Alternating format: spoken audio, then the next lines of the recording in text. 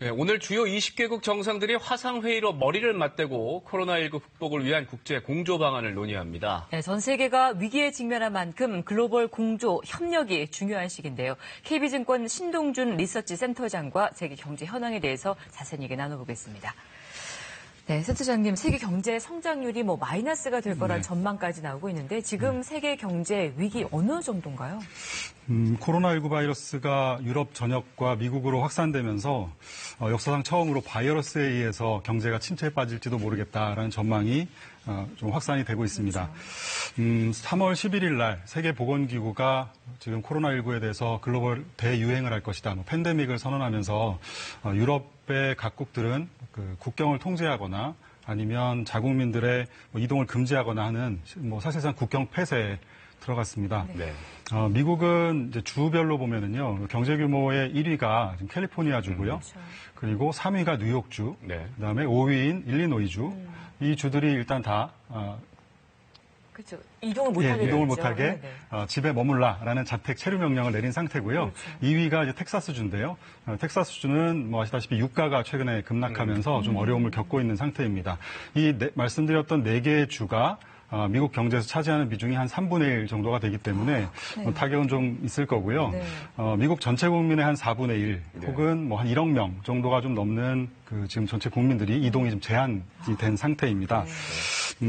이렇게 경제의 대부분이 일시에 멈추면 아무래도 상당한 타격들이 있을 텐데요. 기본적으로는 현금 흐름이 돌지 않고 이런 문제들이 있죠. 그래서 지금 미국 경제 내부적으로도 연구기관들이 하는 전망을 보면 미국 경제가 2분기에 마이너스 12%에서 마이너스 30%까지 성장률이 떨어질 것이다라는 전망들을 지금 내놓고 있는 상황입니다. 네. 지난주에 잘 아시는 국제신용평가기관인 무디스의 경우에는 세계 경제 성장률이 1분기하고 2분기에 각각 마이너스 6.5% 그리고 마이너스 0.4% 이렇게 두 분기 정도 경기 침체에 빠질 거라는 전망을 내놓기도 했습니다.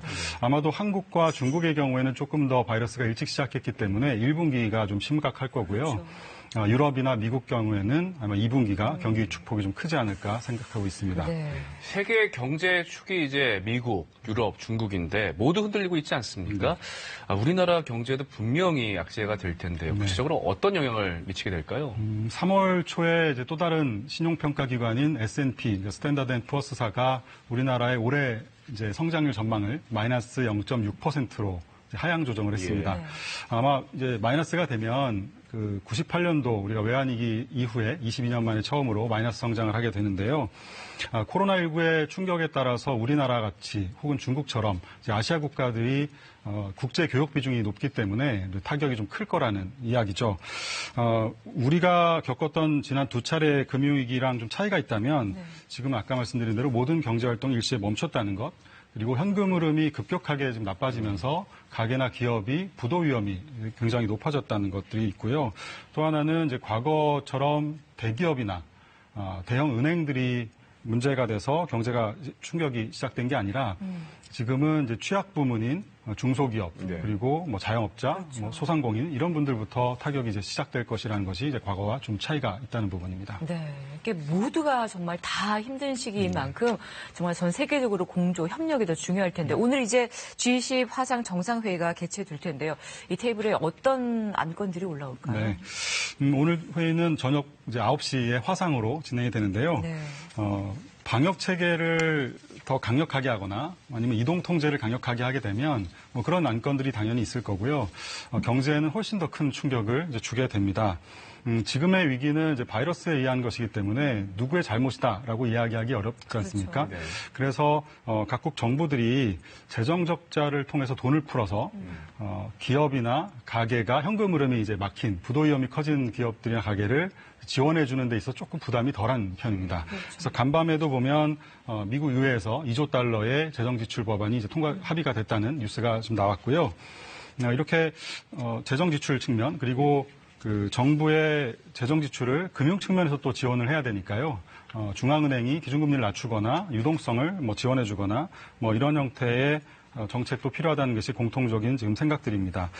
주요국들은 최근에 이제 정책들 나오는 거 보면 경제 규모 대비 한 20% 정도 내외의 경기 부양 패키지라고 해서 재정, 통화, 신용 이런 것들을 다 풀어주는 정책들을 이제 발표했거나 준비하고 있고요. 세계 경제에 부정적인 영향을 최소화하기 위한 모든 정책들이 정말 무엇이든 할 수 있다라는 이야기들이 아마 오늘 의제로 나오지 않을까 생각합니다. 그렇습니다. 네. 자, 코로나19 사태로 인한 세계 경제 현황 전문가와 함께 살펴봤습니다. 잘 봤습니다. 고맙습니다.